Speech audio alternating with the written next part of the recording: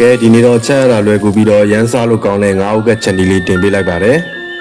အရင်ဆုံးရေစေးတန့်စင်ပြီးစားနှွှဲနေထားတဲ့ငါးလေးတွေကိုဥရဲကိုအရင်ထည့်လိုက်ပါပြီးတော့ရင်အတင်လီထားတဲ့ကြက်သွန်ဖြူနေခန်းညင်သီးတွေကိုထည့်လိုက်ပါ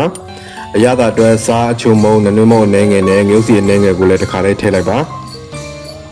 ပြီးတော့ရင်တော့စီလေးအနေငယ်ထည့်ပြီးတော့အရသာတွေအားလုံးနှံသွားအောင်လို့ဒီလိုလေးအနေငယ်မှုလိုက်မယ်ပေါ့နော်ဒီချက်နီးလေးကလုံးချက်သဘောမျိုးလေးပေါ့နော်ဒါတွေအကုန်လုံးကိုနှံ့အောင်မွေပြီးတော့ဒဲအိုးထဲမှာပဲတေချာလေးအခုလိုဖြန့်ပြီးတော့ထားလိုက်မယ်ပေါ့နော်အခုလိုဖြန့်ပြီးသားအတိုင်းပဲဟင်းအိုးထဲမှာချက်တဲ့အထိလုံးဝမမှုေပဲချက်သွားမယ်ပေါ့နော်မီးရမ်းမပြင်းမဲနဲ့အဖုံးအုပ်ပြီးချက်ထားလိုက်ပါအနေငယ်စီလေးပေါက်လာပြီဆိုမှငါးလေးတွေကြက်ညီအောင်ဒဲအိုးကိုခုလိုမျိုးလေးစောင်းပြီးတော့ချက်ပေးရမယ်ပေါ့နော်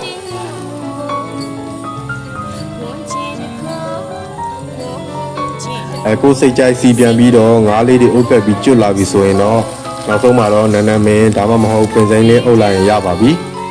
ကဲဒါဆိုရင်တော့ရန်ကိုစားလို့ကောင်းတဲ့ငါးအုပ်ကပ်လေးတစ်ခွက်ရပါပြီဒီဟင်းလေးကချင်းရင်ဟင်းလေးနဲ့ငရုတ်သီးတောင်းလေးနဲ့ဆိုရင်တော့အရန်ကိုလိုက်ဖက်ပါတယ်